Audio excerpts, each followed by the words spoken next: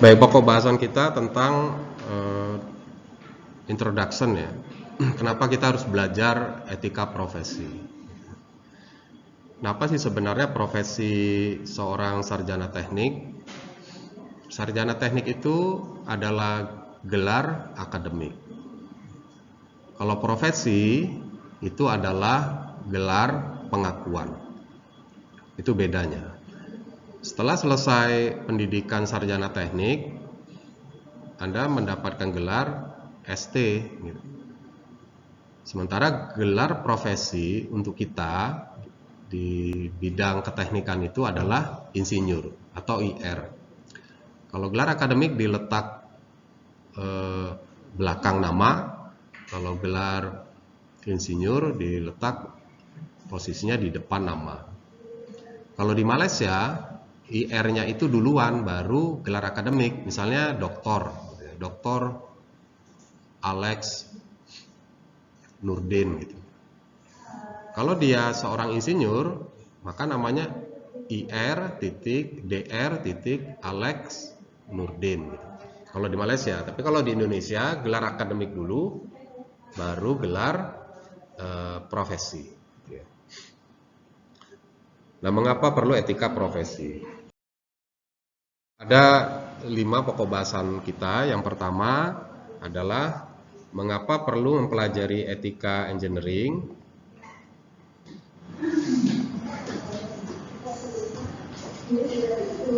Kemudian kedua, apa itu engineering gitu ya? Engineering adalah mengelola hal-hal yang tidak diketahui.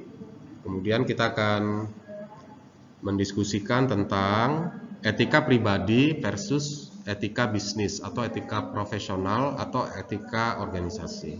Dan keempat, hubungan antara etika dan hukum. Dan yang kelima, dapatkah masalah etika itu dipandang mirip dengan masalah perancangan atau desain engineering? Nah, ini akan coba kita bahas.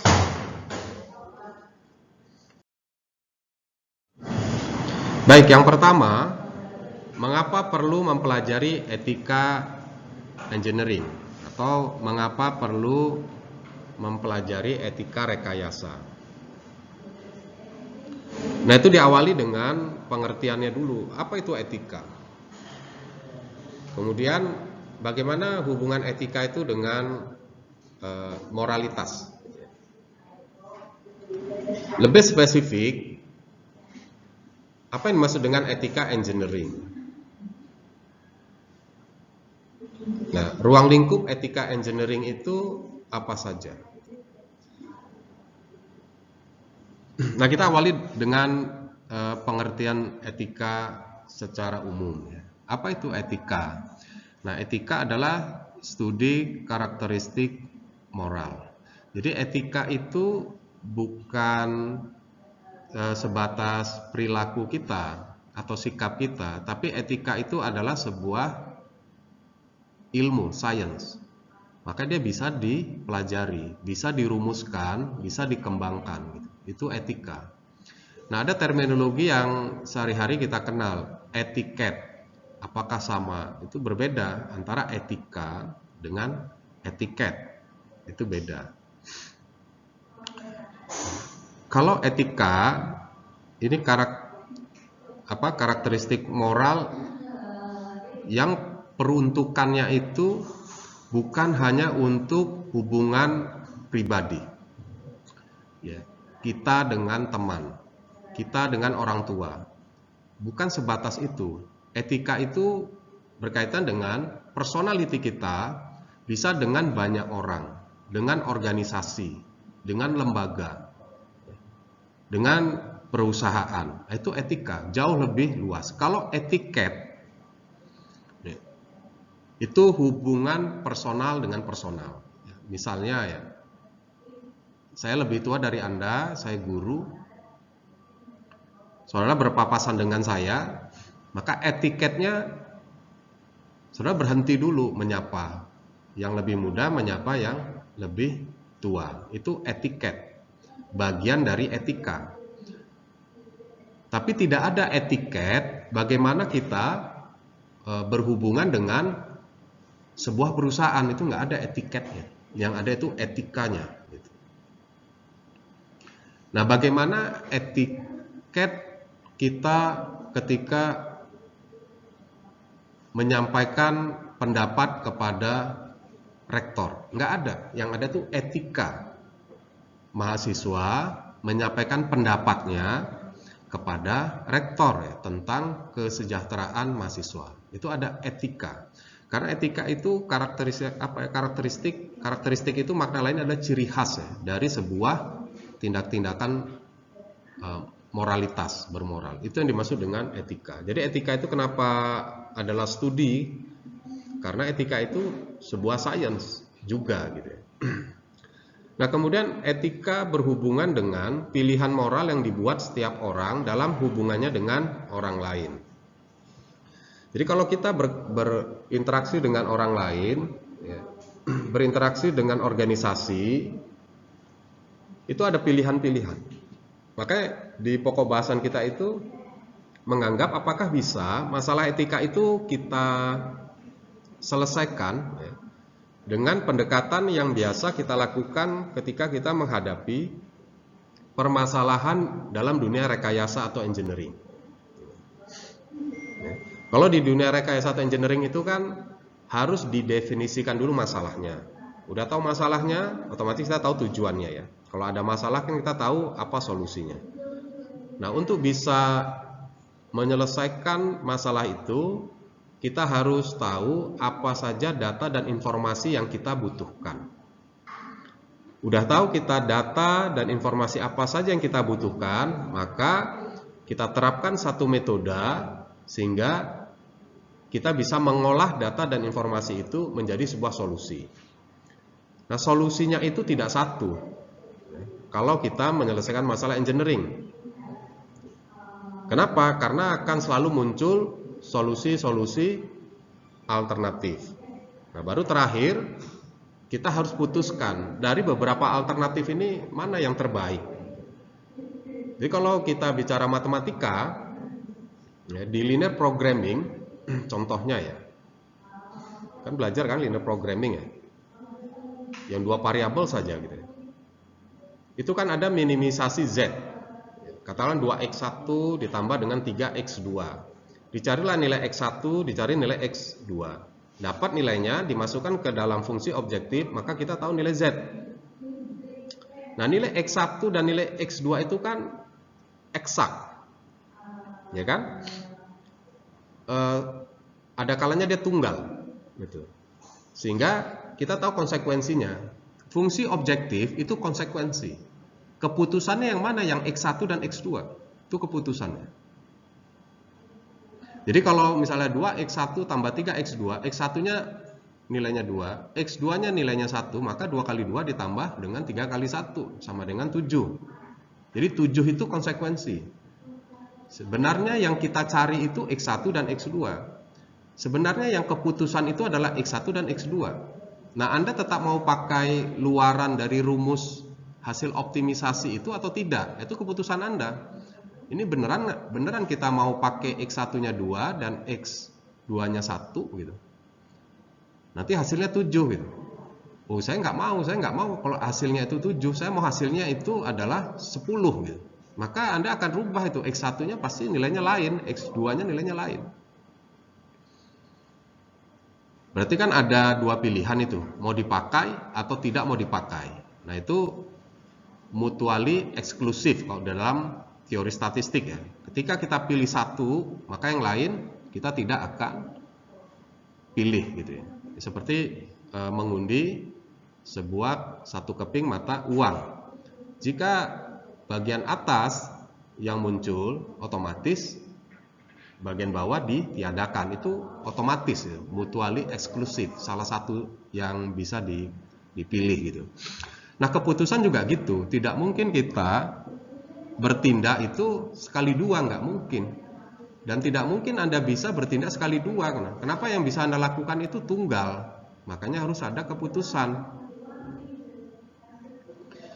Nah, di dalam dunia etika, kenapa dia mirip dengan persoalan desain? Ya karena akhirnya kita harus bersikap. Bersikap dapat dilakukan jika kita punya keputusan.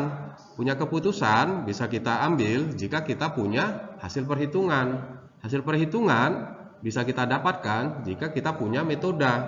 Metode bisa kita terapkan jika kita punya data. Data bisa kita ambil kalau kita tahu apa masalah dan tujuannya. Kan begitu logika kausalitasnya itu ya, dari hulu ke hilir ya, sebab akibatnya itu.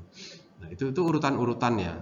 Makanya hipotesisnya, dugaan awal bahwa menyelesaikan masalah etika itu bisa menggunakan atau mengadopsi pendekatan secara design engineering. Etika itu berhubungan dengan pilihan moral, gitu ya. Contohnya begini. Perusahaan kita mengalami penurunan pendapatan. Akibatnya penurunan pendapatan ya itu bisa saja ya menurunkan profit atau laba perusahaan. Lama kelamaan kalau pendapatan itu terus menerus menurun, maka laba perusahaan itu bisa menuju nol atau kita tidak mendapatkan laba apapun. Kalau kita tidak mendapatkan laba apapun, lama-kelamaan perusahaan itu bisa bangkrut. Maka muncul permasalahan. Nah, bagaimana cara kita meningkatkan laba? Laba itu rumusnya adalah pendapatan dikurangi dengan biaya. Kalau kita mau naikkan laba, maka saudara bisa naikkan pendapatan, tapi pertahankan biaya. Ya kan berbanding lurus. Ya, bisa diikuti logikanya ya. Atau pendapatannya tetap tapi biaya saya turunkan. Maka itu laba akan naik kan? Kan ini karena berbanding lurus kan? Nah, jika pendapatan ternyata fenomenanya itu pendapatan nggak mungkin naik. Maka untuk bisa menaikkan laba saya harus turunkan biaya. Maka sebagai seorang engineer, sebagai seorang insinyur, Anda cek biaya-biaya apa saja yang muncul selama kita memproduksi sejumlah barang di pabrik kita. Mana yang mungkin diturunkan biayanya. Nah, salah satu komponen biayanya itu adalah biaya tenaga kerja langsung dan biaya tenaga kerja tidak langsung. Andai kata ya, ini misalkan saja, upaya kita untuk menurunkan biaya itu adalah dengan menurunkan biaya tenaga kerja.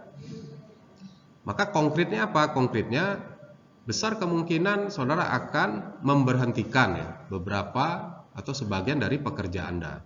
Nah, kan itu yang akan dihadapkan. Maka pertanyaannya berapa banyak ya? Nah, ini kan ada masalah. Maka secara engineering dikumpulin tuh data. Karena problem kita adalah berapa banyak pekerja yang harus diberhentikan, di laying off. Itu permasalahan. Maka diambillah data. Ya, berapa banyak pekerja, biayanya, produktivitasnya, keahliannya, pengalaman kerjanya, masa kerjanya, dan seterusnya. Nah, dipilih satu metode. Ketemu metode tertentu, saudara terapkan dengan menggunakan data yang ada, maka keluarlah angka yang harus diberhentikan itu sebanyak 100 orang dari 10.000 pekerja Anda. Ini misal. Nah, siapa yang 100 orang itu? Nah, digunakan lagi metode. Maka keluarlah nama-nama dari 100 orang itu.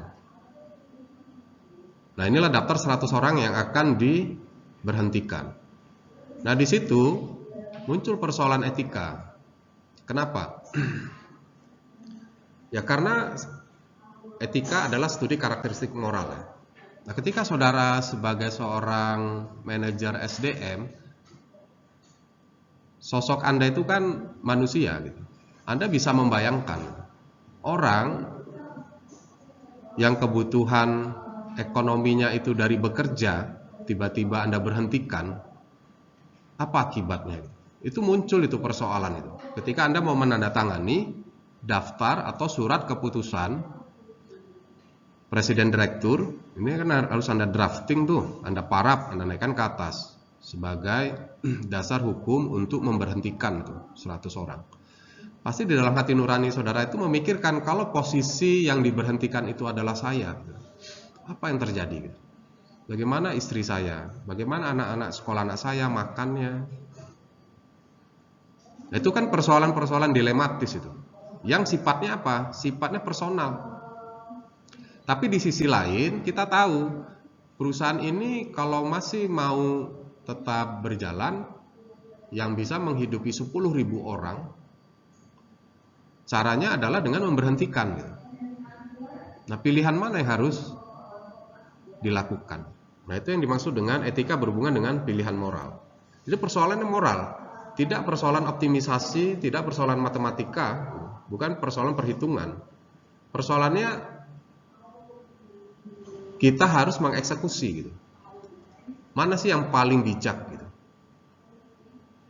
Nah, maka kan muncul itu kalau di persoalan-persoalan PHK, nanti ada uang pesangon kan gitu ya, ada PHK secara halus, pensiun dini, kan macam-macam.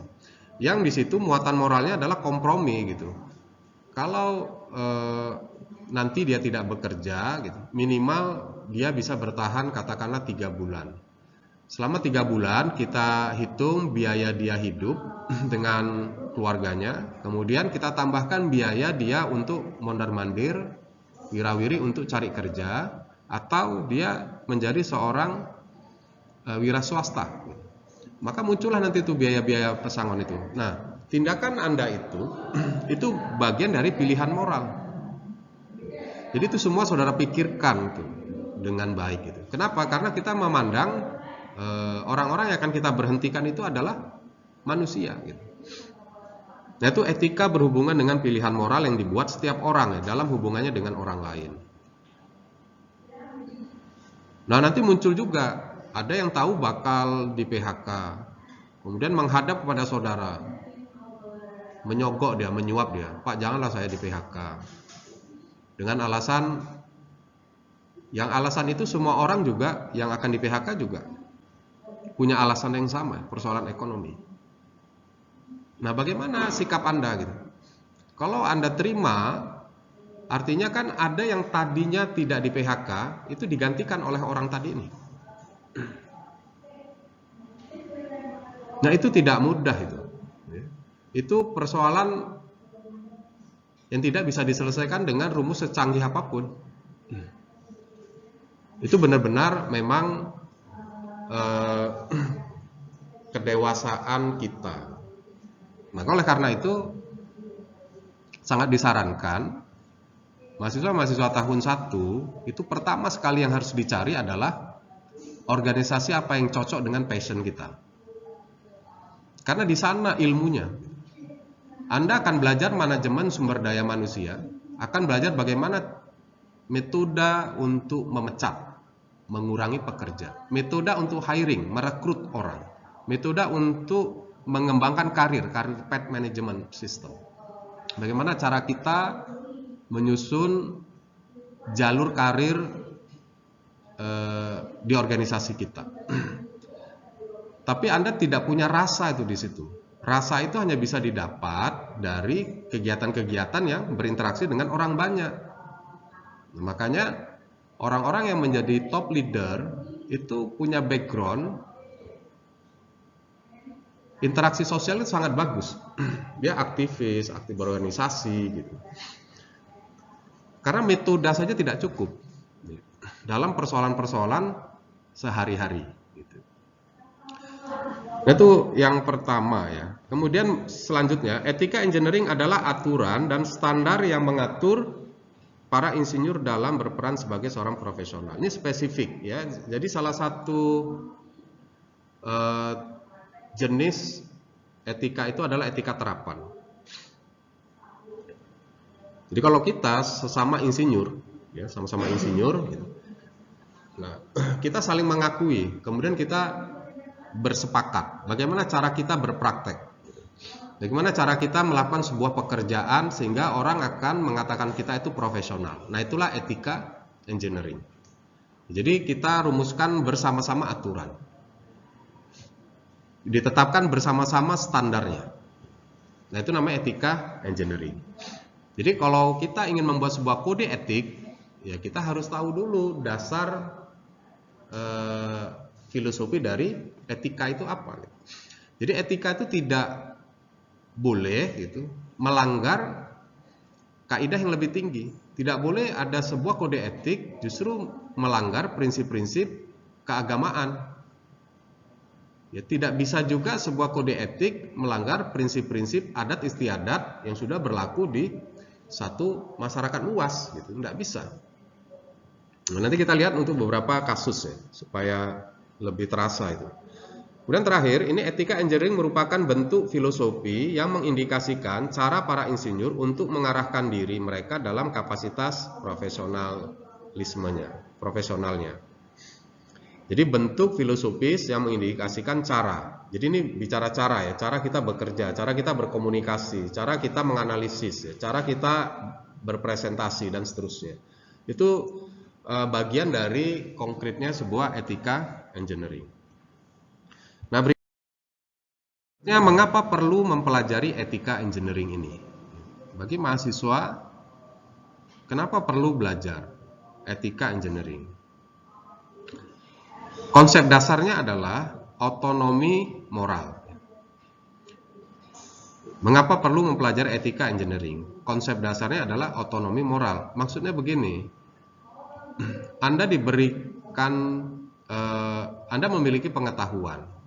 Anda punya otonomi itu mau pakai atau enggak. Anda seorang manajer produksi. Diajarkan bagaimana membangun sebuah standar mutu. Kemudian Anda ikuti sebuah standar internasional. Anda ikuti gitu. Tapi kan di sisi lain Anda punya otonomi itu untuk tidak mau mengikuti. Jadi ada dua pilihan kan, mau pakai atau enggak, kan gitu. Itu otonomi Anda itu. Anda memegang sebuah informasi penting yang dapat menyelamatkan nasib orang banyak. Pilihannya di tangan Anda. Anda akan buka informasi itu atau tetap Anda sembunyikan. Nah, itu maksudnya otonomi moral. Kita nih punya otonomi. Nah, jadi karena ada otonomi moral itu, maka saudara harus dikasih tambahan yang namanya etika. Bagaimana sih etika? Kapan kita buka informasi itu untuk orang banyak? Kapan kita harus tutupi informasi itu untuk orang banyak? Harus ada etikanya gitu.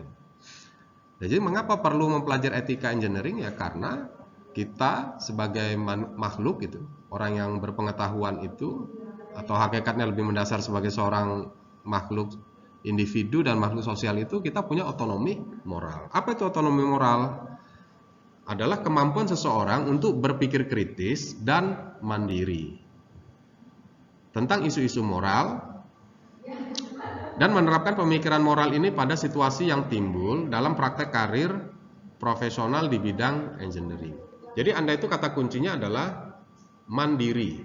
Anda punya hak itu untuk setuju atau tidak setuju. Anda punya hak untuk memberitahu atau tidak memberitahu. Nah, hak atau otonomi ini kalau tidak ditambahkan pengetahuan tentang etika insinyur atau etika engineering, berbahaya gitu.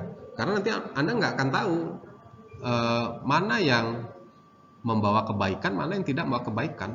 Loh, saya kan punya pengetahuan Pak, apa itu baik, apa itu buruk gitu. Ya benar, itu balik lagi, itu otonomi moral. Anda bisa yakin bahwa yang Anda yakini itu adalah baik dari sudut pandang etika, benar baik atau tidak gitu.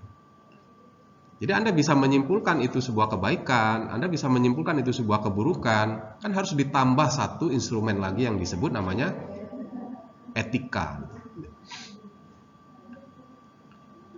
Nah, ini sebagai contoh sederhana. Dari mana Anda tahu kalau Anda memilih kursi di baris kedua itu baik? Loh, saya kan sudah masuk di kelas, saya masuk dengan sopan, duduk dengan sopan, kemudian memperhatikan dosen dengan baik, kan sudah baik Pak. Dari mana Anda itu baik? Dari mana Anda tahu itu kalau sudah menggunakan etika yang tinggi gitu? Kenapa? Karena bisa dibandingkan. Kenapa Anda pilih kursi kedua sementara kursi yang pertama itu kosong? Kenapa Anda masuk ada yang kosong di depan, Anda pilih kosong di belakang?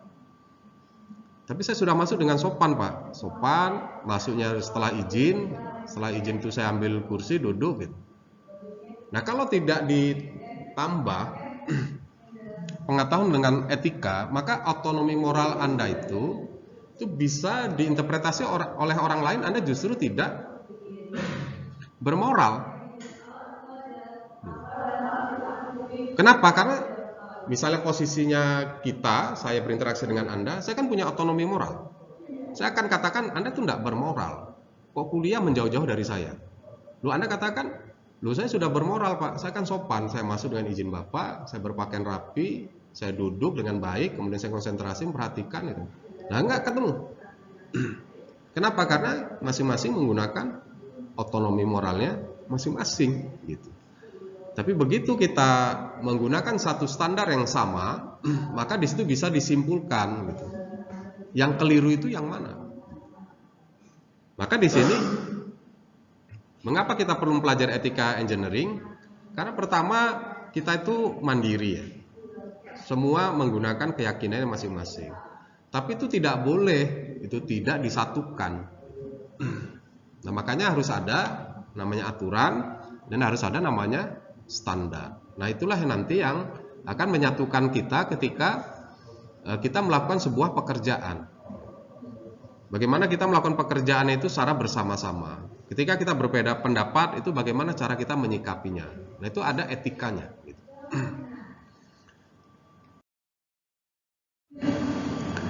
Engineering adalah mengelola hal-hal yang tidak diketahui. Nah, itu dunia engineering. Contohnya begini. Di perusahaan kita, bagian marketing itu kasih info. Produk kita, misalkan televisi. Televisi produk kita itu kurang diminati. Setelah kita coba lakukan survei pasar, kita dapat info. Konsumen pinginnya TV itu, kalau nonton TV, dia tidak ingin di satu tempat. Jadi TV-nya itu mobile. Kedua, ukuran TV itu nggak boleh terlalu kecil, tidak boleh terlalu besar, tapi enak ditonton rame-rame dan nyaman kalau ditonton sendiri gitu. Tapi nggak keluar berapa ininya ya, ukurannya. Nah, dia sampai ke bagian produk design and development. Nah, Anda engineer di situ. Itu dapat feedback tuh dari customer, dari marketing. Karena penjualan kita itu dari waktu ke waktu mulai menurun, kalah dengan kompetitor lain. Setelah dicari tahu, ternyata itu preferensi dari pasar. Nah, apa yang harus dilakukan? Nah, problemnya adalah bagaimanakah sebuah televisi, produk kita itu, yang mobile, yang bisa nyaman pindah-pindah, yang enak ditonton rame-rame, tapi nyaman jika ditonton secara perseorangan sendiri. Seperti apa ya konkretnya desainnya itu gitu. Nah, itu kan pekerjaan Anda nggak tahu itu, ya kan? Nanti seperti apa kan nggak tahu itu. Tapi Anda tahu cara untuk bisa menerjemahkan maunya konsumen tadi. Anda tahu, Anda punya metodenya, tapi hasilnya Anda nggak pernah tahu. Nah, itu kan pekerjaan-pekerjaan engineering. Bentuk akhirnya Anda nggak tahu itu. Ya, karena engineering itu adalah mengelola hal-hal yang tidak diketahui. Dan nanti datanya apa ya? Anda belum tahu itu. Nanti gimana ya hubungan antara faktor ini dengan faktor ini? Anda belum tahu itu. Nanti ide-idenya itu berkembang gitu. Oh, kalau gitu kita harus ciptakan satu TV yang punya fleksibilitas dalam size. Ketika keluarga besar, dia bisa bertambah besar itu layarnya. Tapi kalau nonton sendirian, dia bisa mengecil. Masuk akal, terakomodir tuh preferensi konsumen tuh yang pingin nyaman ditonton rame-rame dan bisa ditonton sendiri gitu. Karena memang tidak tren lagi setiap kamar itu punya TV ya. Kalau zaman dahulu kala iya, nanti di ruang keluarga TV-nya gede gitu. Nanti di kamar anak-anak pinginnya TV-nya kecil gitu. Karena dia ya karena channelnya tuh udah banyak kan. Yang satu pingin nonton kartun gitu kan, yang satu pingin sinetron macam-macam kan gitu. Jadi ya sudah daripada bertengkar ngerebuti remote, ya udah dibelikin kan gitu ya. Apalagi kalau nanti anak-anaknya udah ABG gitu kan, udah punya privasi gitu kan. Nah, katakanlah ada tren sosialnya itu ya seperti tadi ya, bisa ditonton rame-rame gitu, supaya tidak terlalu banyak beli TV gitu. Nah, Anda kepikir itu sudah, kalau gitu nanti TV-nya bisa besar, bisa kecil gitu. Itu gimana ya caranya? Nah, ini ilustrasi ya bahwa pekerjaan-pekerjaan engineering itu mengelola hal-hal yang tidak diketahui. Nah, demikian juga ketika kita menghadapi persoalan etika, ya, bahwa isu etika yang dihadapi dalam praktek engineering adalah kurangnya pengetahuan. Itu isu etika ya, yang dihadapi dalam praktek engineering. Persoalan-persoalan di engineering itu nggak cukup hanya kita sendiri. Kita butuh orang lain. Sudah butuh orang lain, muncul lagi persoalan. Nggak cukup hanya ilmunya industrial engineering saja, butuh engineering yang lainnya gitu. Makanya nanti kalau kita masuk ke dalam satu perusahaan, ya kita akan ketemu dengan banyak bidang ilmu. Kita akan banyak ketemu sesama industrial engineer, kita juga akan pasti bertemu dengan orang-orang yang punya background yang bukan hanya industrial engineering saja. Kita akan ketemu bukan hanya engineering saja, ada orang manajemen, akuntansi gitu. Kenapa? Karena isu etika itu dalam praktek engineering ya, itu karena kurangnya pengetahuan. Nah, karena kita kurang pengetahuan, ya kita butuh pengetahuan yang lain. Pengetahuan yang lain itu dimiliki oleh orang lain yang sama-sama satu ilmu tuh. Yang sama-sama satu ilmu masih kurang juga pengetahuannya. Begitu kita dihadapkan dengan persoalan hukum, maka kita cari tahu dengan orang yang punya pengetahuan tentang hukum. Pengetahuan tentang hukum itu tidak hanya pengetahuan hukum saja. Kita perlu juga pengetahuan tentang sosial. Maka kita perlu orang yang punya latar belakang sosiologi gitu, dan seterusnya. Nah, itu isu etika gitu ya. Jadi kalau kita mendesain televisi yang seperti diinginkan pasar tadi, di situ kita perlu orang material teknik, ya, orang-orang teknik material. Kita juga perlu di situ tahu orang-orang psikologi, ya, yang mempelajari perilaku orang ketika berinteraksi dengan acara-acara televisi. Di situ kita perlu juga orang electrical dan seterusnya. Kenapa? Karena memang secara pribadi kita tidak punya atau kurang pengetahuan ya tentang sesuatu objek itu. Kemudian berikutnya, para insinyur selalu dihadapkan pada situasi yang tidak tersedianya informasi yang dibutuhkan pada saat yang tepat, kan gitu. Ya sama dalam kehidupan sehari-hari kan, saudara dihadapkan pada persoalan tertentu, mau mengambil sikap tapi nggak punya informasi gitu.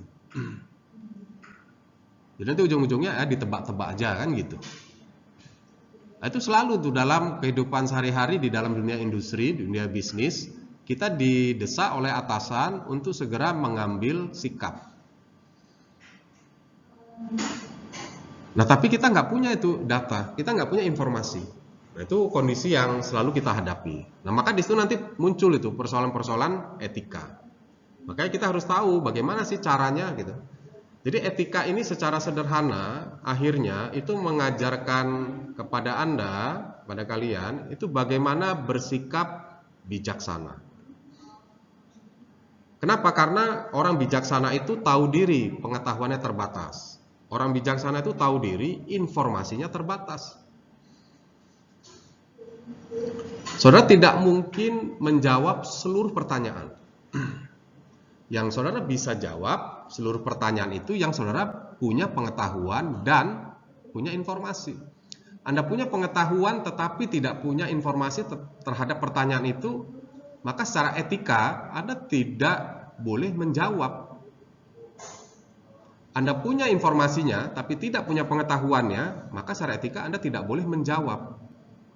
Maka orang yang selalu mampu menjawab semua pertanyaan itu adalah ciri orang tolol. Tidak mungkin dia memiliki seluruh pengetahuan secara bersamaan punya informasinya. Selalu ada salah satunya. Makanya kalau Anda bertanya dan yang ditanya itu tidak memberikan jawaban, kita harus paham gitu. Bahasanya dia punya pengetahuan. Loh, percuma, Bapak kan pakar. Kok Bapak nggak bisa jawab itu? Ya secara pengetahuan dimiliki, tapi secara informasi tidak. Nggak boleh dijawab. Nah ini contoh sehari-hari ya. Kalau kita lihat talk show di TV, di interview, semua yang ditanya oleh si pewawancara, dia bisa jawab itu. Semuanya gitu. Itu orang tolol. Mustahil dia memiliki kedua-duanya.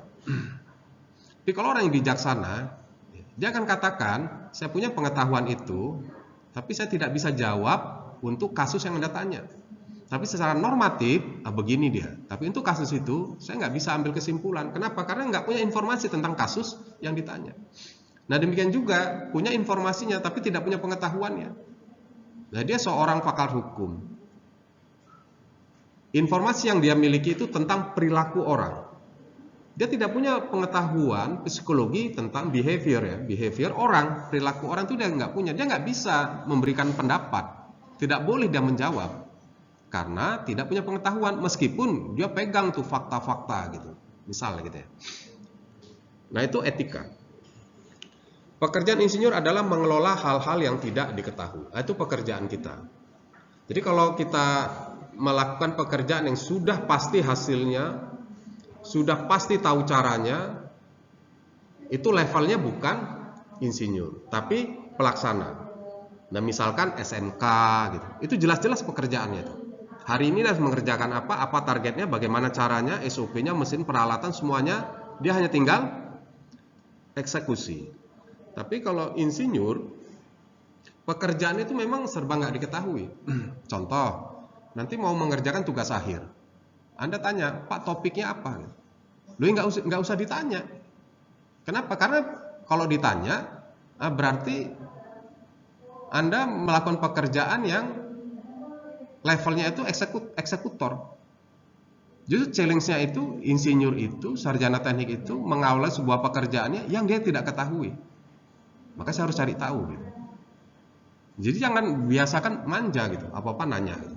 Tapi nanya, teman kan boleh Pak. Itu namanya bukan bertanya, tapi berdiskusi. Itu yang sangat disarankan. Kenapa? Karena pengetahuan Anda terbatas, informasi yang Anda miliki juga terbatas. Itu berarti saudara punya kesadaran itu sebagai seorang insinyur. Nah, supaya pengetahuan saya tidak terbatas, saya harus cari tahu nih gitu. Nah, dengan dosen itu konteksnya di mana? Konteksnya adalah mengupgrade. Anda tunjukkan hasil pekerjaan di assessment, kemudian diberikan feedback. Nah itu kedewasaannya itu di situ. Jadi jangan sekali-sekali melakukan pekerjaan itu pakai modal dengkul, itu tidak boleh. Dengan dosen ya gitu. Tapi dengan teman itu boleh. Saking pusingnya gitu, makan pun tidak enak gitu, malam-malam makan tidak enak gitu. Ini apalah topik tugas akhir yang menarik gitu. Tiba-tiba ada ilham lagi. Teringat teman gitu, langsung telepon. Lagi di mana? Lagi di rumah tuh. Enggak sibuk ya, tuh. Boleh nggak malam ini ke situ? Oh, boleh datang. Ya udah datang. Ini tentang topik tugas akhir ya, tuh. Yang menarik apa ya? Gitu. Nah, itu Anda udah berperilaku sebagai seorang insinyur itu. Kenapa? Karena tahu diri, punya pengetahuan terbatas, tahu diri, punya informasi terbatas. Tidak semua pengetahuan saya punya, tidak semua informasi saya miliki. Maka Anda berusaha mencari tahu itu. Nah, jadi kan sehat itu ya iklimnya itu. Kalau semua orang berperilaku menjunjung tinggi etika, setiap hari kalau ketemu itu ada diskusi, share pengetahuan dan share informasi. Nggak diam-diam aja dengan gadget masing-masing, duduk di bawah satu meja, diam aja kayak orang sedang berantem kan, konsentrasi dengan gadgetnya masing-masing. Tidak ingin diskusi. Ya nggak apa-apa, justru misalnya lagi nonton tuh, ada satu fenomena, ditayangkan aja di atas meja, dia aja diskusi temennya, diobrolin itu. Ya bagian dari apa tadi? Bagian dari ingin mengambil sikap ini kalau ada isu-isu begini nih seperti yang di media sosial ini nih gitu. Lu lagi dapat chattingan seperti ini. Ini gimana ya? Benar atau enggak ya gitu. Nah, itu bagian dari kesadaran kita mungkin tidak punya pengetahuan atau kita punya pengetahuan tapi tidak punya informasinya gitu. Jadi Anda tanya gitu. Nah, yang ditanya juga bagian dari itu. Tapi kalau yang ditanya teman Anda selalu bisa jawab, ditanya selalu bisa jawab, nah itu pastikanlah itu. Itu orang yang nggak punya apa-apa. Masa dia sehebat itu? Ya bukan berarti tidak ada orang hebat gitu. Jadi karena kalau dalam perspektif ini ya, dalam dunia engineering itu selalu diawali kita kurang pengetahuan dan kita kurang informasi. Jadi nggak boleh jalan sendiri, nggak boleh sok tahu gitu. Selalunya harus dilakukan dengan teamwork, lintas ilmu, lintas disiplin. Itu ciri engineering karena kesadaran tadi. Ya setelah diberikan ilmu etika. Tapi kalau nggak diberikan ilmu etika kan kita kuliah aja tingkat keketatan paling tinggi gitu. Sulit tamat gitu. Tingkat kesulitan mata kuliahnya rumit gitu. Begitu kerja udah merasa paling hebat ya. Nggak bisa, karena itu nggak bisa jadi indikator. Nah, meskipun faktanya seperti itu. Tingkat keketatannya tinggi, kuliahnya rumit, dosennya strict gitu. Akhirnya bisa lulus itu kan memang kebanggaannya tinggi. Tapi dalam bekerja kalau pakai etika bukan berarti kita bisa segala-galanya kan.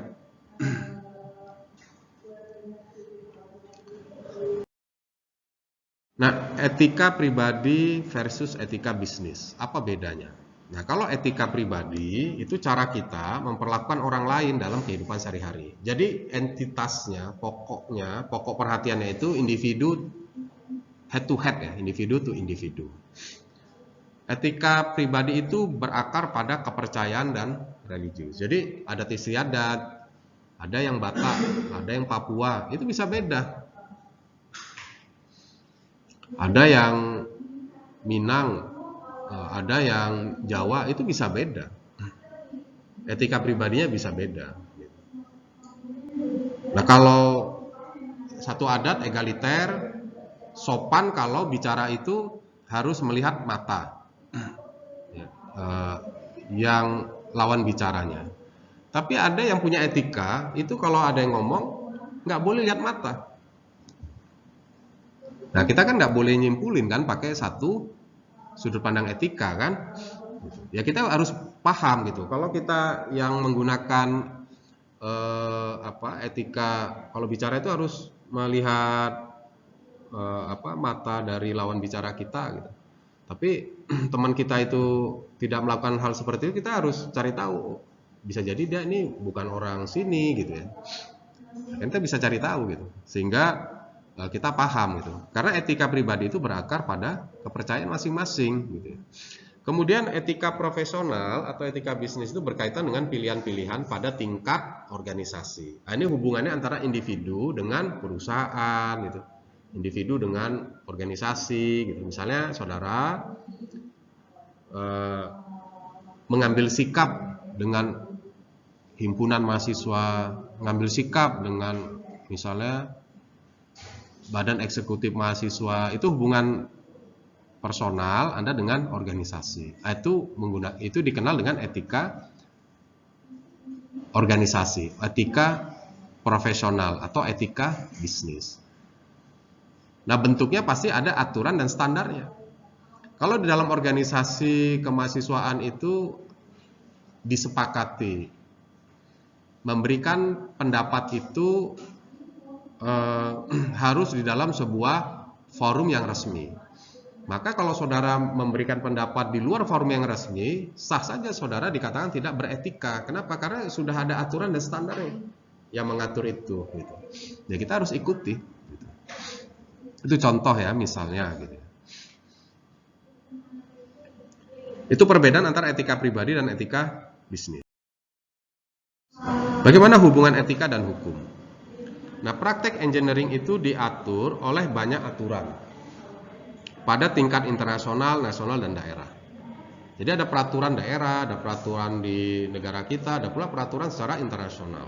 Ya, ketika kita membangun menawarkan satu proyek di Eropa, di negara Eropa, tentu itu punya aturan sendiri di negara itu. Kita nggak bisa pakai aturan dari negara kita. Hukum dirumuskan berdasarkan etika dan ada juga atas kepentingan praktis. Jadi undang-undang yang dimaksud hukum ini kan undang-undang gitu ya, peraturan yang berlaku di satu negara gitu. Itu dihasilkan, dirumuskan berdasarkan etika dan ada juga kepentingan praktis. Jadi memang kombinasi. Artinya apa? Artinya bisa saja aturan atau standar etika di satu negara itu berbeda dengan negara lain. Gitu ya. Kenapa? Karena di sini ada kepentingan praktisnya. Legal tetapi tidak etis. Nah ini kalau dalam teori etika ini menarik ini untuk dipelajari ya. Nanti di dalam filsafat etika yang akan kita pelajari berikutnya. Nah ini masuk kajian-kajian antara etika dan hukum. Contohnya begini. Mencuri itu legal atau ilegal? Mencuri. Ilegal gitu. Kalau ada orang mencuri di toko Anda, toko kalian tuh misalkan toko roti, dia mencuri karena lapar. Nah, Anda masih tuntut dia nggak? Setelah tahu dia mencuri itu untuk dia makan karena dia lapar. Anda nggak akan sampai hati. Tapi tindakan dia itu ilegal. Secara hukum diatur dalam undang-undang negara kita itu mengambil hak orang lain tanpa izin ya kategori mencuri dan bisa dipidana. Nah di situ kan ada persoalan hukumnya atau persoalan etikanya, moral. Nah makanya kan ada sekarang yang lagi tren yang dilakukan oleh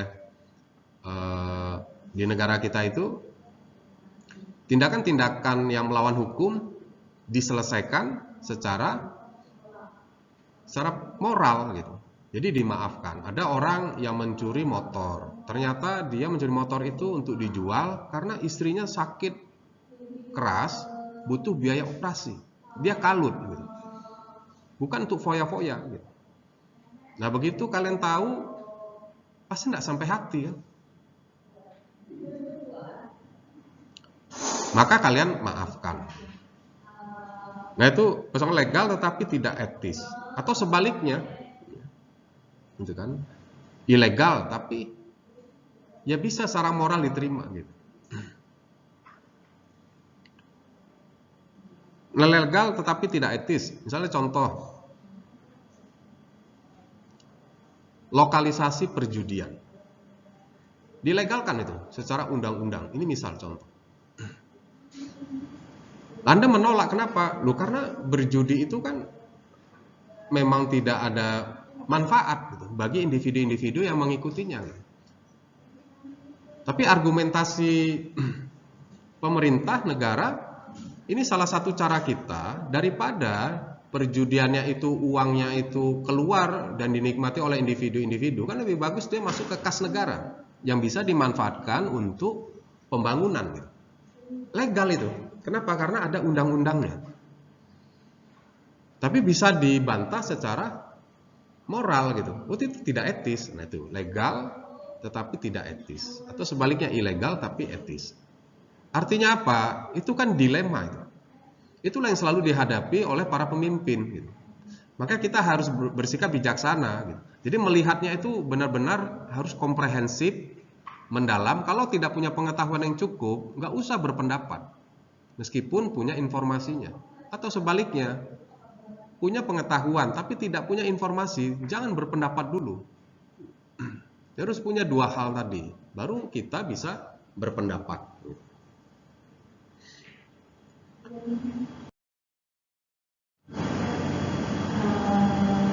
Masalah etika mirip dengan masalah desain. Nah ini tadi saya sudah jelaskan. Ini bicaranya hakikatnya adalah bagaimana sih cara kita untuk menyelesaikan sebuah permasalahan etika. Bagaimana caranya? Udah pakai aja cara-cara ketika kita merancang gitu. Masalah-masalah etika tidak mempunyai jawaban yang pasti, berbeda dengan masalah matematika. Jadi tidak ada jawaban yang pasti itu dalam persoalan etika. Ya, seperti ilustrasi yang sudah saya berikan. Kesamaan etika engineering dan desain engineering itu, yang pertama kesamaannya itu, di dalam dunia perancangan itu selalu banyak alternatif, ya kan? Kemudian membutuhkan pengetahuan yang luas, ada alat analisis. Nah, ini yang sering diplesetkan ini sama mahasiswa nih, mahasiswa teknik nih ya, terutama yang cowok nih. Lu dunia engineering itu Pak, kan banyak solusi. Jadi kenapa Bapak keberatan kalau saya banyak pacar? Karena untuk menjadi istri itu kan satu Pak. Jadi harus ada keputusan akhirnya itu kan satu. Jadi harus banyak solusi dulu. Nah ini jangan dijustifikasi. Ini terutama yang cowok nih. Lu jadi kan wajar Pak kalau cowok-cowok teknik itu banyak solusinya Pak, banyak solusinya. Nah ini jangan diplesetkan pula. Ya, jadi kesamaan engineer itu memang banyak solusi. Kita tidak terjebak dengan jawaban tunggal. Berbeda kalau kita menggunakan matematika. Matematika itu taat aja sudah. Apa yang Anda masukkan, hasilnya itu ya sesuai dengan prosedur dari rumus itu. Anda nggak bisa ganggu-ganggu. Ya itulah hasil akhir. Tapi kalau engineering enggak. Caranya aja sudah banyak, apalagi solusinya. Ya, pendekatannya saja itu sudah banyak, apalagi solusinya. Gitu. Membutuhkan pengetahuan yang luas.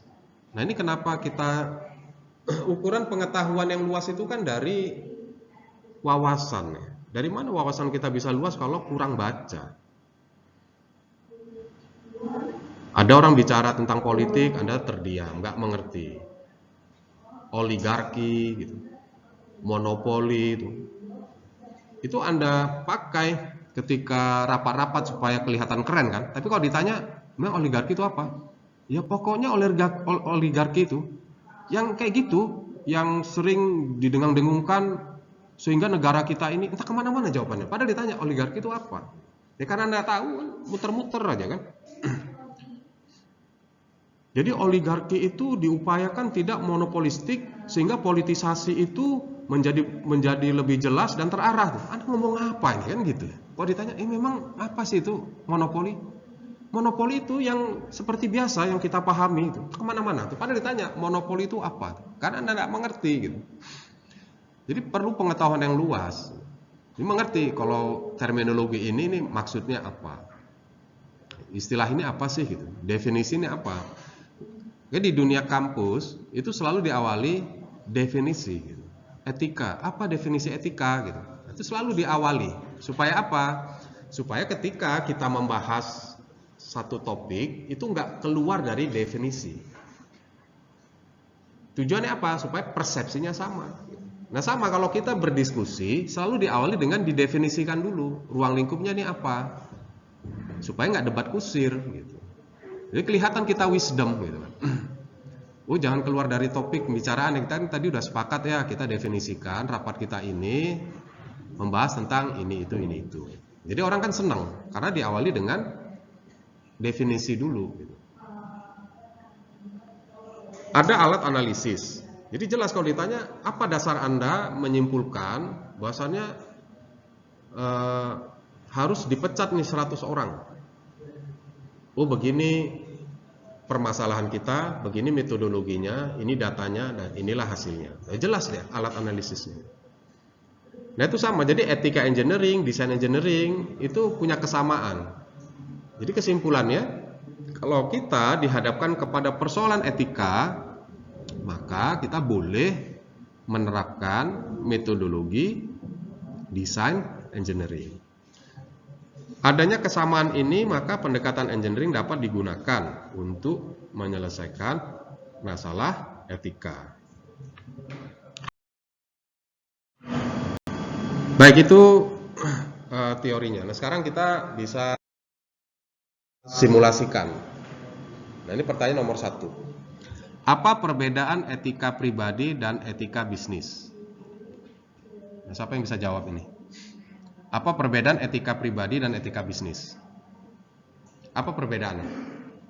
Apa tadi perbedaannya? Kalau etika pribadi itu hubungan antara pribadi dengan pribadi. Jadi kepentingan pribadi yang terjadi. Ya, etika meminjam buku, etika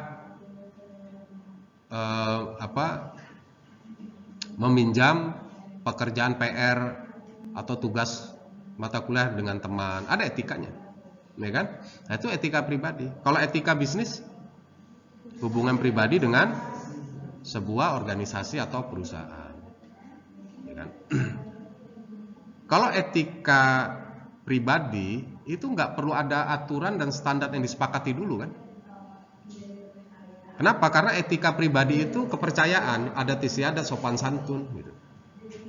Kan nggak mungkin Anda mendatangi teman jam 2 pagi, ya kan?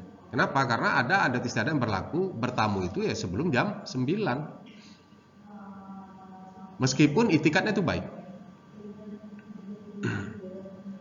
Nah, itu ciri etika pribadi. Tapi kalau etika bisnis itu ada sepakatnya dulu. Ada kesepakatannya dulu, ada aturan, ada standarnya. Jadi dia lebih kaku kalau di etika bisnis. Kenapa? Karena nanti setiap perusahaan pasti beda-beda. Bisa saja beda-beda. Nah, itu tentang apa perbedaan etika pribadi dan etika bisnis. Yang pertanyaan kedua, penyelesaian masalah etika bisnis dapat didekati dengan tahapan desain engineering. Nah, apa saja langkah-langkah untuk menyelesaikan masalah etika kalau kita mengadopsi tahapan desain engineering? Apa saja langkah-langkahnya? Satu adalah mendefinisikan masalah. Jadi etika ini apa sih, masalah etika yang sedang kita hadapi ini? Masalahnya nih, apakah orang yang mencuri karena kelaparan dan yang dia curi hanya dia gunakan untuk supaya dia kenyang saja, tidak ada benefit lain-lain, bukan untuk dia jual, untuk memperkaya diri. Ini apakah kita tetap adukan ke polsek atau enggak ya? Kira-kira gitu. Jadi definisikan dulu masalahnya. Setelah didefinisikan masalahnya, kita kumpulkan, langkah kedua adalah kumpulkan informasi. Ini beneran nggak nih orang miskin? Beneran nggak yang dia curi itu hanya untuk dimakan untuk dia dan keluarganya? Kan dikumpulkan dulu informasi. Ya tentunya kalau kita mengumpulkan data dan informasi itu, kita menggunakan alat atau metode tertentu, kan? Dan nanti yang ketiga adalah menghasilkan solusi. Solusinya banyak, nggak boleh satu. Kalau masalah tadi yang mencuri tadi, solusinya apa? Dibiarkan, dilepaskan, dan dimaafkan, ya, dimaafkan atau tetap dilaporkan, kan begitu. Solusinya kan bisa dua itu. Jadi harus banyak solusi. Dan yang terakhir, yang keempat itu kan, satu didefinisikan dulu masalahnya, yang kedua dicari data dan informasinya, yang tiga ya dianalisis untuk menghasilkan banyak solusi, dianalisis untuk menghasilkan banyak solusi, dan yang terakhir adalah mengambil keputusan dari banyak solusi itu mana yang paling bijaksana. Nah, itu tahapan engineering yang kita adopsi ke tahapan ke dalam penyelesaian masalah etika. Nomor 3. Nah, apakah seorang insinyur yang telah menjabat sebagai seorang manajer dapat melepaskan topi insinyurnya?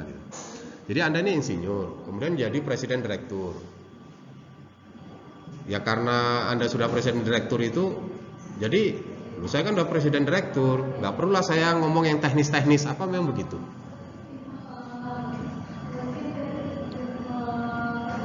Kira-kira seperti apa itu? Apakah seorang insinyur yang telah menjabat sebagai seorang manajer dapat melepaskan topi insinyurnya? Nah, gimana tuh sikap yang paling bijaksana itu? Ya kalau ciri-ciri insinyur tadi apa? Kalau melakukan ciri-ciri insinyur ya langkah-langkah dalam desain engineering, ya. Seorang insinyur itu kalau melihat sesuatu didefinisikan dulu, ini masalahnya apa ya, diformulasikan dulu. Udah tahu masalahnya, cari dulu data dan informasinya. kemudian dianalisis pakai metode yang tepat ya. Dan hasilnya itu harus banyak alternatif, baru ngambil sikap. Nah, ketika saudara menjadi seorang presiden direktur, apa langsung aja ngambil sikap? Enggak dulu memahami apa masalahnya. Ini informasinya apa? Analisis dan solusinya apa-apa saja, alternatifnya, baru ngambil sikap. Nah, ini misal contoh, Anda datang nih kan ke rektor, Pak bantulah saya orang tua saya semester ini nggak punya uang, apakah bisa Pak saya dibebaskan uang kuliah semester ini, tapi nanti semester berikutnya saya akan bayar, tapi hanya mampu 500.000 karena orang tua saya dalam kondisi susahnya luar biasa. Untuk makan saja kami sama sekali sulit Pak untuk satu hari. Nah, rektor seorang insinyur S1, S2, S3-nya itu orang teknik, profesor lagi. Karena rektor ya dia langsung ambil sikap gitu, ya saya bebaskan gitu. Atau nggak bisa begitu gitu. Anda tetap harus bayar gitu. Langsung ambil sikap. Nah, itu masuk pertanyaan ini. Nah, pandangan Anda seperti apa? Harus tetap menjadi seorang insinyur atau udah lupakan aja kalau sebenarnya Anda seorang insinyur? Nah, mana yang baik itu? Kalau Anda menggunakan cara-cara insinyur, itu agak lambat disebut nanti. Rektor ini kalau ada masalah mahasiswa kok lambat bener ya ngambil sikap. Ini rektor insinyur nih. Karena dia masih pakai topi insinyurnya gitu. Bapak itu bagus itu, jadi gitu kita masalah cepat langsung gitu. Nah, kebetulan dia happy dengan keputusan rektor sesuai apa yang dia harapkan. Tapi kalau yang nggak sesuai dengan harapan dia, Bapak itu ngambil keputusan kayaknya nggak dipikir matang-matang ya, nah, kan gitu. Nah, sekarang kita batasi nih.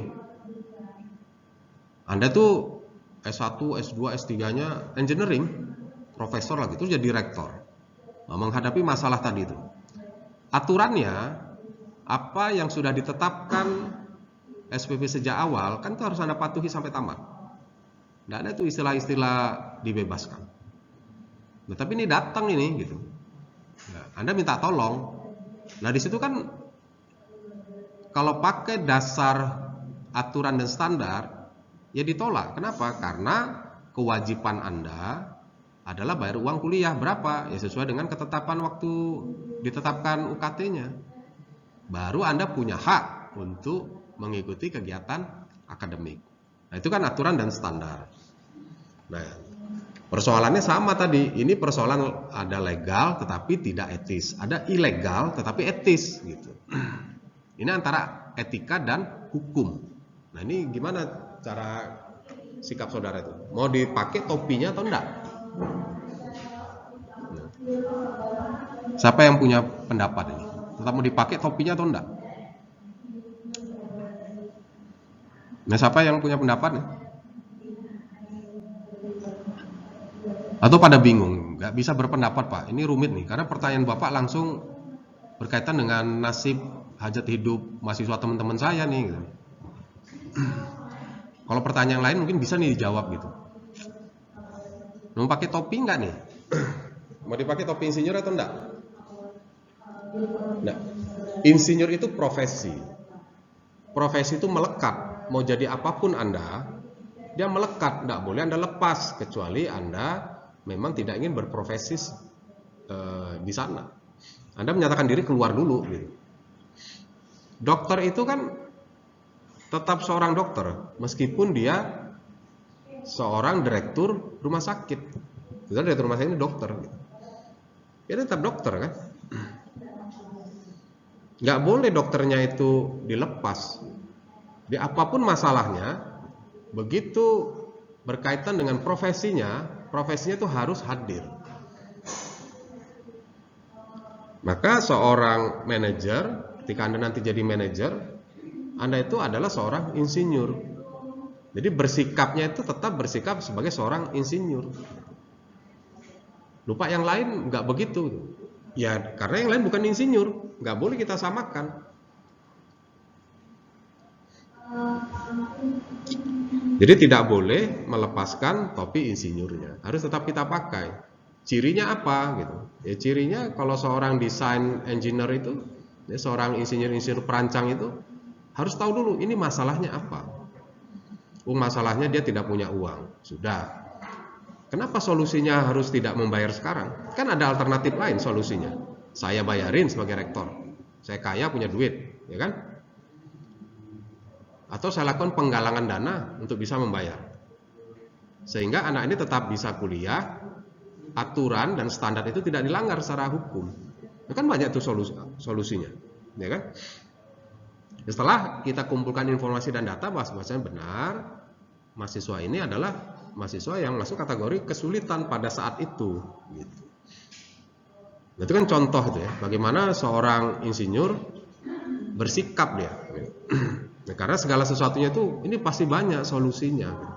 Nah, nanti mana yang dipilih, nah itulah yang dipelajari lebih dalam dari alternatif-alternatif yang visible tadi, yang layak tadi gitu. Nah, kan indah itu ya, kelihatan wisdom dia. Jadi nggak bisa kita desak-desak gitu, cepat-cepat, nggak bisa, nggak baik gitu. Sebagai seorang insinyur, jadi khasnya mahasiswa teknik ketika meminta pihak lain bersikap, dia tahu gitu. Sebagai seorang insinyur itu seperti apa prosesnya, makanya dia tidak akan mendesak-desak. Selalu dikasih waktu, meskipun kita punya waktu yang sempit, terbatas, tapi karena kesadaran kita tidak efektif kalau kita minta seseorang itu mengambil sikap itu tanpa tahu dulu masalahnya, tanpa punya data dan informasi, tanpa diberi kesempatan menganalisis untuk mencari banyak alternatif, baru ngambil sikap. Nggak boleh di langkah 4, langkah 1, 2, 3-nya harus kita kasih ruang gitu. Jadi kelihatan indah, ya kan? Jadi hasilnya juga akan bijaksana gitu. Nah, ini pertanyaan nomor 4. Ini dalam satu studi kasus, ya saudara akan kesulitan memahami pertanyaan ini kalau nggak baca studi kasusnya di buku.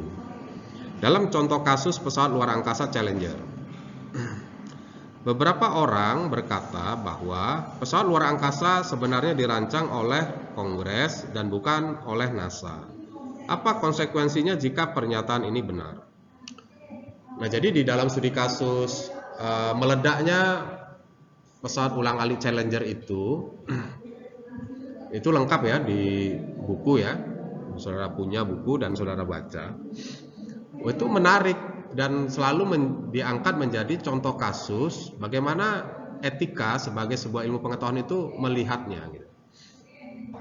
Ya, saya nggak bisa ceritakan secara detail di sini, tapi nanti saudara baca dengan baik ya.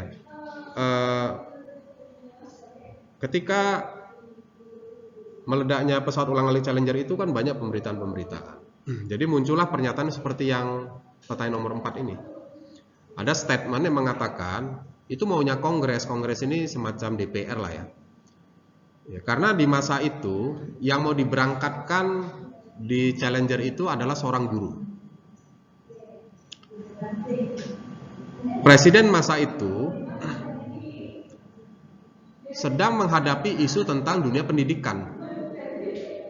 Nah, jadi dia ingin mengemas bahwasannya ini selesai loh masalah dunia pendidikan. Nah, buktinya aja nih guru aja saya jadiin astronot. Nah, kira-kira gitu. Berarti kan nuansa politis tuh, ya kan? Nuansanya politis. Nah, NASA ini kan satu badan yang diberi kewenangan untuk melakukan proyek-proyek pengelolaan ruang antariksa, termasuk membuat pesawat. Nah, NASA mengatakan ini belum boleh nih terbang sekarang karena cuaca sangat dingin. Nah, nanti ada komponen tertentu yang kita tidak punya pengalaman. Ketika suhunya sekian derajat Fahrenheit itu dia masih kokoh gitu. Nah, tapi ada isu Kongres itu desak-desak. Kenapa? Karena mau dijadikan isu politik kan. Akhirnya tetap terbang gitu. Nah, itu yang dipersalahkan nanti adalah kontraktornya. Ada kontraktornya, ada NASA-nya gitu. Nah, ada salah satu persoalan etika itu kalau situasinya itu benar, ini maunya Kongres, bukan maunya NASA. Nah, itu apa konsekuensinya? Yang besar konsekuensinya tadi, balik lagi ke persoalan apa tahapan desain engineering. Nah, itu kalau kita pakai dalam tahapan etika, kan kelihatan. Tahu nggak sebenarnya apa persoalannya? Sehingga ada rencana menunda penerbangan pesawat ulang-alik Challenger itu. Ya kan? Nah, itu kalau yang pesawat itu dirancang oleh maunya Kongres, artinya kan ada potensi persoalan-persoalan teknis itu diabaikan. Ya kan berbahaya. Ya kan? Nah, sama analoginya begini. Peperangan itu maunya presiden atau maunya rakyat. Sehingga satu negara itu menyerang negara lain. Ini kalau dikaji dalam sudut perspektif etika, itu ya nggak sederhana gitu ya, nggak sederhana gitu. Nah, jadi apa konsekuensinya jika pernyataan ini benar? Jika benar, sebuah rancangan teknik itu maunya secara politis dan mengabaikan kaidah-kaidah perancangan keteknikan, maka akibatnya adalah mengancam keselamatan masyarakat luas. Itu akibatnya. Nah, ini berkaitan dengan pertanyaan terakhir. Kode etik insinyur itu mengharuskan seorang insinyur melindungi keselamatan dan kesehatan publik sebagai tugas seorang insinyur. Nah, apakah astronot, ini masih dalam kasus meledaknya pesawat luar angkasa Challenger ya, apakah astronot yang membawa pesawat itu masuk kategori orang publik atau enggak, yang patut dilindungi atau enggak? Saya perancang pesawat. Nah, pilot yang menerbangkan pesawat yang saya buat itu harus saya pandang sebagai orang yang harus saya selamatkan atau enggak?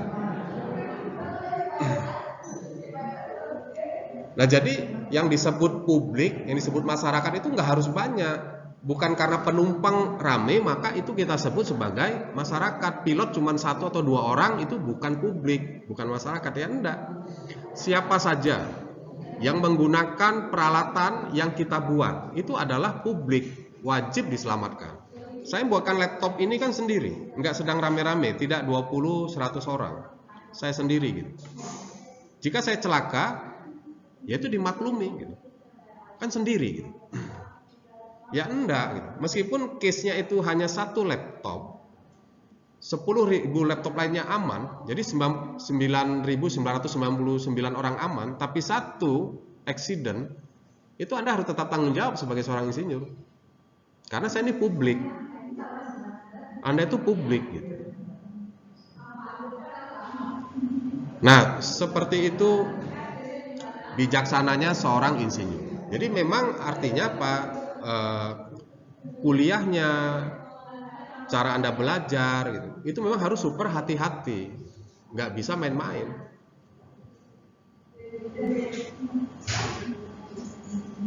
Nah, itu intinya dari mengapa kita perlu belajar etika profesi.